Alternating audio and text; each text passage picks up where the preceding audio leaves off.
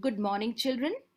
Today we are going to study the poem Dust of Snow, written by Robert Frost. Robert Lee Frost was born on 26 March 1874 and he died on 29 January 1963. Frost was an American poet who was much admired for his depiction of the rural life of England. Some of his important poems are The Road Not Taken, Stopping by Woods on a Snowy Evening, Mending Wall, etc. Today we are going to study the poem Dust of Snow by Robert Frost. Now, let us read the poem. The way a crow shook down on me the dust of snow from a hemlock tree has given my heart a change of mood and saved some part of a day I had rued. The poem consists of 2 stanzas. Each of these stanzas consists of 4 lines. Thus, the entire poem consists of 8 lines. Rhyming scheme. The last word of alternate lines of the poem are rhyming. The word crow rhymes with snow and me rhymes with tree. Hence, the rhyming scheme of the first stanza is AB, AB. And the second stanza, the word heart rhymes with part and the word mood rhymes with rude. Thus, the rhyming scheme of the second stanza is CD, CD.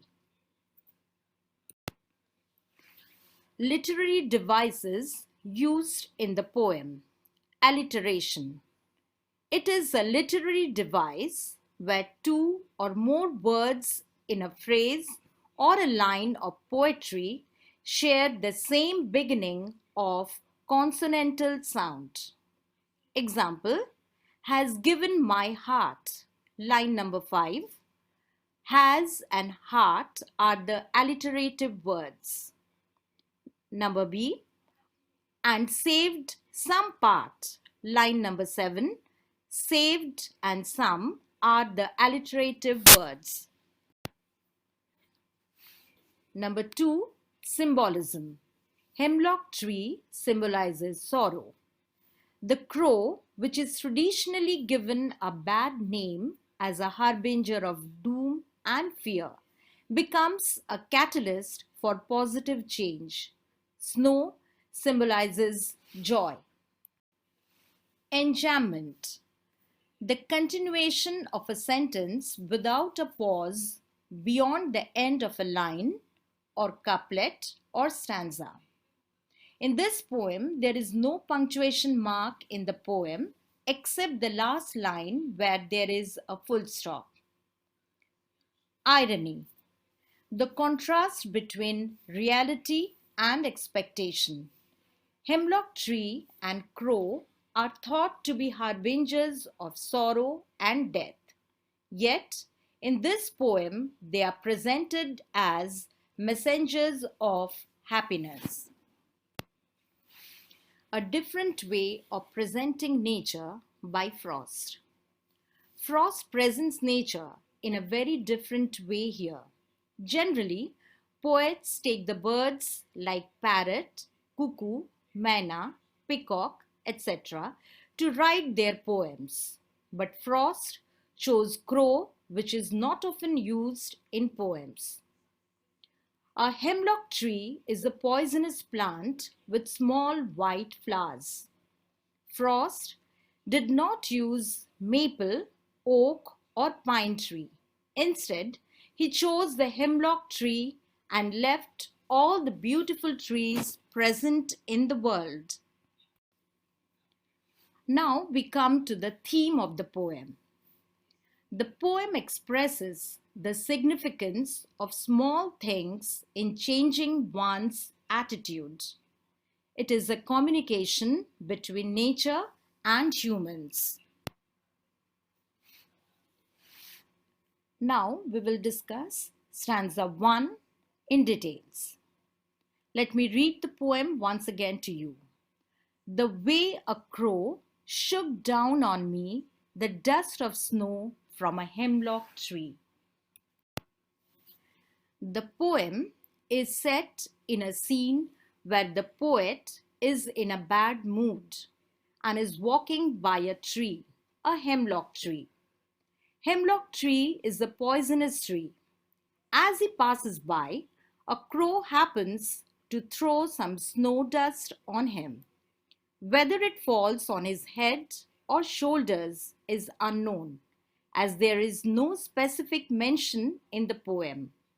Also, the readers are left in doubt about the bird's specific action, whether the crow was landing, shivering with cold, readjusting itself on the branch, or taking off.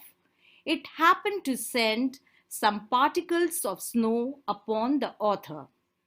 Here, the two agents of nature, the hemlock tree and the crow, are signifiers of sadness and gloom, just like the poet's mood in the opening scene. Now we come to stanza 2. Let me read it once again. Has given my heart a change of mood and saved some part of a day I had rued. For reasons unknown, the author was having a terrible day, but the falling of the snow on his head lifted his mood instantly. He had already spent his day in a bad mood, but the rest of it was saved by the crow and the hemlock tree. Generally, hemlock tree and crow are used for negative references, but the poet used them beautifully to portray that inauspicious things can bring joy and happiness too. One must not take things for granted and should be open and accept whichever way the nature chooses to bless us. With this, we come to the end of the poem, Dust of Snow. Thank you.